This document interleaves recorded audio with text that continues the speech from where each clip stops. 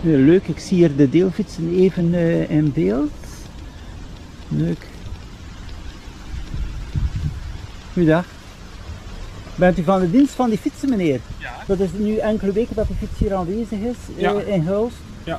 Ik ben eigenlijk van België afkomstig, maar ik woon hier en het was al lange tijd dat men geen deelfietsen had. Ja, klopt. En dat geeft wel een voordeel, als ik wil vertrekken nu naar Antwerpen of over de grens, heb ik direct die fiets. Ja.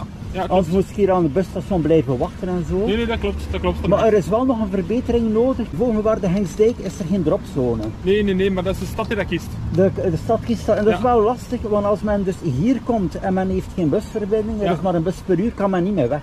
Er is dus wel een dropzone in Bergpolder. Ja. Dat is volledig daar aan het water. Hè? Ja. En dan ook de andere kant hier, hier bij Havenfort, hier in het centrum is er geen probleem. Het centrum en de grens is bijzonder hoog geregeld. Ja. Dus vind ik aan Camping de Vogel dat er nog zo een...